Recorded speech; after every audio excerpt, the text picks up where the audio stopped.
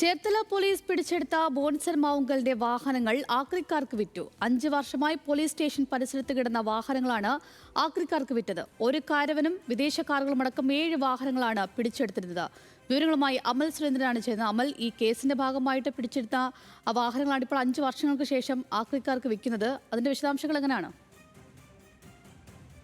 അഞ്ജലി, പുരാവസ്തു തട്ടിപ്പ് കേസിൽ പോലീസ് സ്റ്റേഷനിൽ കിടന്ന് പുരാവസ്തുവിന് സമാനമായി തീർന്ന മോൻസൺ മാവുങ്കലിന്റെ വാഹനങ്ങളാണ് ആഡംബര വാഹനങ്ങളുടെ പുറംചട്ടയടക്കം ഉള്ള പല വാഹനങ്ങളും മോൻസൺ മാവുങ്കൽ തട്ടിപ്പിനായിട്ട് ഉപയോഗിച്ചിരുന്നതായി നമുക്കറിയാവുന്നതാണ്.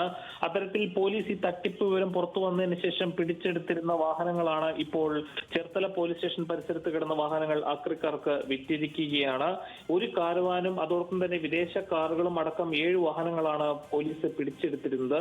ഇന്ന് 2 കാറുകൾ ആക്രി വിൽപ്പനക്കാർ ഇന്ന് 2 കാറുകൾ കൊണ്ടുപോയിട്ടിരിക്കുകയാണ്. ഏതായാലും ഈ കാരവാൻ അടക്കമുള്ളവ അടുത്ത ദിവസങ്ങളിൽ കൊണ്ടുപോകുമെന്നാണ് ഇവർ അറിയിച്ചിട്ടുള്ളത്. 5 വർഷമായി ചേർത്തല പോലീസ് സ്റ്റേഷൻ പരിസരത്ത് തന്നെയായിരുന്നു ഈ വാഹനങ്ങളെല്ലാം തുരുമ്പെടുത്ത് കിടക്കുന്നത്. സ്വർണ്ണ വ്യാപാരിയായുള്ള കേസിന്റെ ഭാഗമായിട്ടാണ് ഇവ മോൻസൺ മാവുങ്കലിൽ നിന്ന് പിടിച്ചെടുത്തിരുന്നത്. സ്റ്റേഷൻ പരിസരത്ത് ഈ വാഹനങ്ങൾ കിടക്കുന്നതോടുകൂടി വലിയ രീതിയിലുള്ള അവിടെ വരുന്ന ആളുകൾക്കെല്ലാം അസൗകര്യം ഉണ്ടാകുന്നത് സ്ഥിരമായിരുന്നു. മാത്രവുമല്ല, സംസ്ഥാനത്തെ സ്റ്റേഷൻ പരിസരങ്ങളിൽ വാഹനങ്ങൾ ഒഴിവാക്കുമെന്ന ആഭ്യന്തരമന്ത്രിയുടെ നിർദ്ദേശത്തെ തുടർന്നാണ് ഇത്തരത്തിൽ ഒരു ലേലം നടത്തുകയും ആക്രി വിൽപ്പനക്കാർക്ക് ഇവ നൽകുകയും ചെയ്തതെന്നാണ് വിവരം. ഏതായാലും ഈ കേസ് ഇപ്പോഴും നടക്കുകയാണ് എന്ന കാര്യം നമുക്കറിയാം. മോൻസൺ മാവുങ്കൽ ജയിലിനുള്ളിലുമാണ്.